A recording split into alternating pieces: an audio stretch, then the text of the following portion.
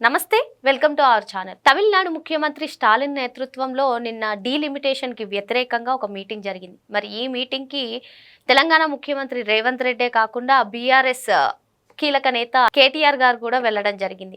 అసలు ఇంతకీ ఈ డీలిమిటేషన్ అంటే ఏంటి? ఈ డీలిమిటేషన్తో నిజంగానే సౌత్ స్టేట్స్కి అన్యాయం జరగనుందా? ఇవన్నీ కూడా తెలుసుకునే ప్రయత్నం చేద్దాం. దీన్ని పూర్తిగా విశ్లేషించడానికి మనతో పాటుగా ఉన్నారు senior journalist doctor Bharat Reddy గారు. సార్ నమస్తే. సార్ నమస్తే సార్, నిన్న ఏదైతే మీటింగ్ జరిగిందో ఆ మీటింగ్ అయినప్పటి నుంచి కూడా ప్రతి ఒక్కరిలో మెదులుతున్న ప్రశ్న, ఈ డీలిమిటేషన్ అంటే ఏంటి, అసలు దీంతో సౌత్ స్టేట్స్కి నిజంగానే అన్యాయం జరగనుందా అని. మరి నిజంగానే అసలు ఈ డీలిమిటేషన్ అంటే ఏంటి సార్? ఒకవేళ ఇది వర్తిస్తే, ఇంప్లిమెంట్ అవుతే సౌత్ స్టేట్స్కి అన్యాయం జరుగుతుందా? ముందుగా మనం లోక్సభ నియోజకవర్గాల పునర్విభజనకు సంబంధించిన అంశంగా దీన్ని పరిగణించాలి. భారతదేశంలో ఇప్పుడు పూర్తిగా 543 లోక్సభ స్థానాలు ఉన్నాయి. 2 ఆంగ్లో ఇండియన్తో కలిపి 545. రాష్ట్రాలకు ఒక్కొక్క రాష్ట్రానికి ఒక్కొక్క విధంగా ఉన్నాయి. మన తెలంగాణకు తీసుకున్నట్టయితే 17 ఎంపీ సీట్లు, ఆంధ్రప్రదేశ్కి 25, ఉమ్మడి రాష్ట్రంలో 42, హైయెస్ట్ సీట్లు ఉన్నది 80 సీట్లు ఉత్తరప్రదేశ్, దాని తర్వాత బీహారు, మహారాష్ట్ర. ఇట్లా అంటే రాష్ట్రాల జనాభా ఆధారంగా 1971లో ఈ సీట్లను చేయడం జరిగింది. అంటే ఒక్కొక్క ఎంపీ పరిధిలో ఎంత జనాభా ఉండాలనే దాని మీద చేయడం జరిగింది. అప్పుడు చేసిన దాని ప్రకారం 543 అలాగే ఉంది. ఏమన్నా హద్దులు మారితే మారుతున్నాయి, కానీ ఈ సీట్ల సంఖ్య ఇప్పటివరకు పెరగలేదు. ఎవ్రీ 10 ఇయర్స్కి ఒకసారి జనాభా లెక్కలు తీస్తూ పోతూ ఉంటారు. 71 తర్వాత మొన్న 2011లో కూడా జనాభా లెక్కలు సేకరించడం జరిగింది. అప్పుడు 130 కోట్ల జనాభా అని చేయాల్సింది ఇప్పుడు 2021లో చేయాల్సి ఉండే. ఈ కరోనా వల్ల దాన్ని 2026కు పోస్ట్పోన్ చేయడం జరిగింది. అది అంతవరకు ఒక ప్రక్రియ.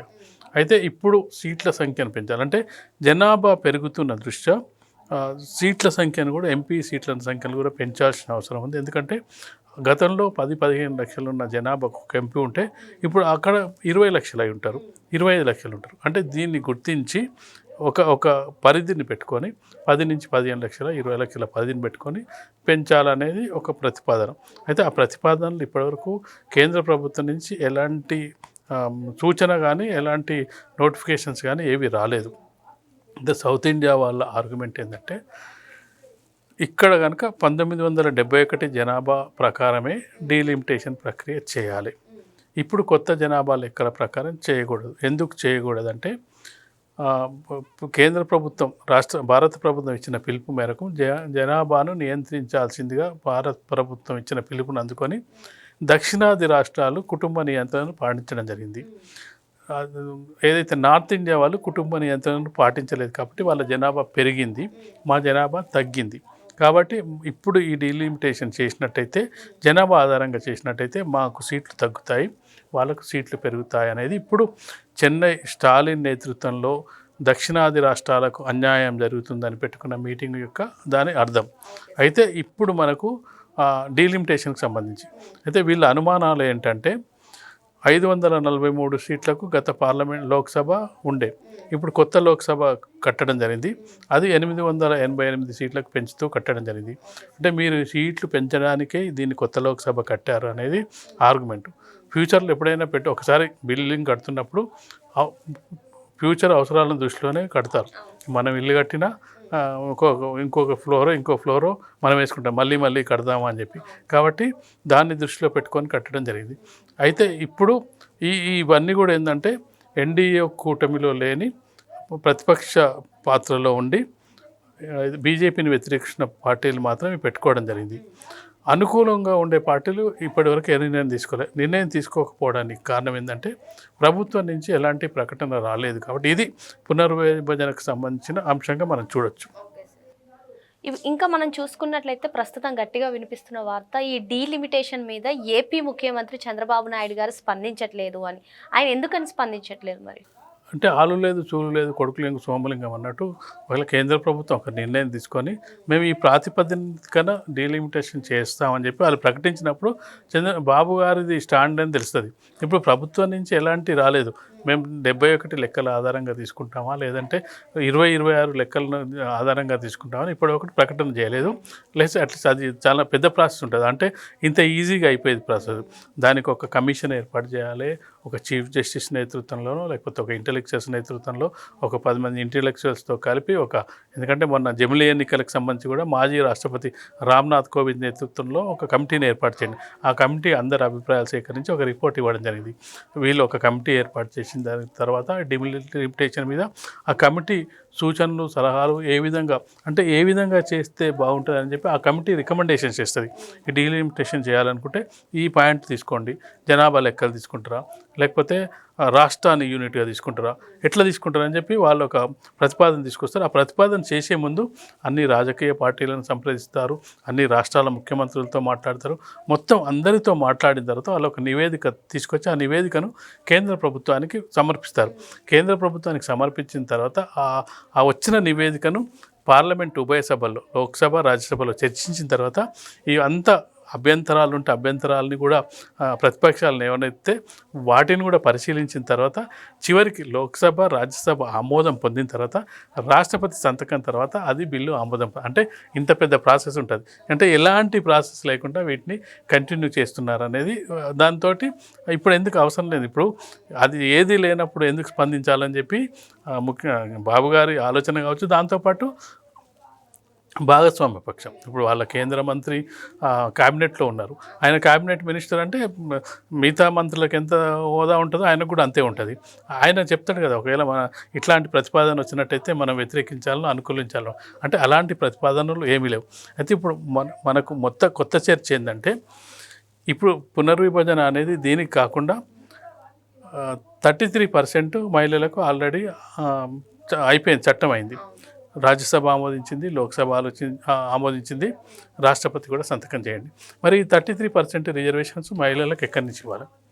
ఈ 543 నుంచి తీసిస్తే గతంలోనే చాలామంది పురుష ఎంపీలు లోక్సభలో నానా రచ్చ చేయడం జరిగింది.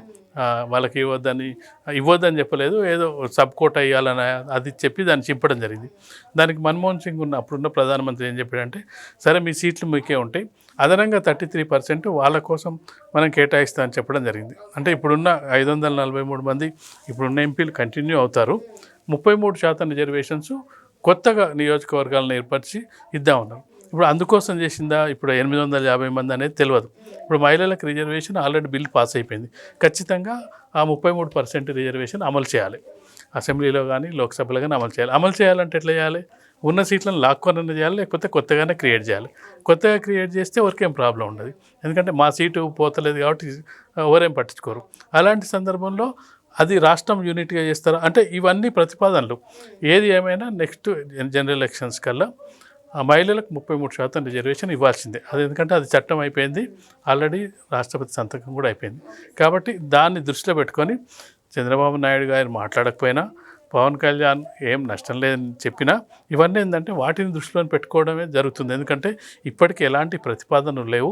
మహిళా రిజర్వేషన్ ఇప్పుడు ఇంత మాట్లాడుతున్న సౌత్ ఇండియా మీటింగ్ అయింది కదా, దక్షిణాది రాష్ట్రాల మీటింగ్లో మళ్ళీ మహిళా రిజర్వేషన్కి సంబంధించి డిమాండ్ ఏం చేయలేదు. ఇప్పుడు పునర్విభజన చేస్తున్నారు, మహిళలకు మరి 33% రిజర్వేషన్స్ ఏ విధంగా కల్పిస్తారని అడగలేదు. అంటే ఎంతసేపు ఇది అడుగుతున్నారు, మీరు దీనికి అన్యాయం చేస్తున్నారని అడుగుతున్నారు. మహిళా రిజర్వేషన్లు బిల్లు కూడా అందులో భాగమే కదా.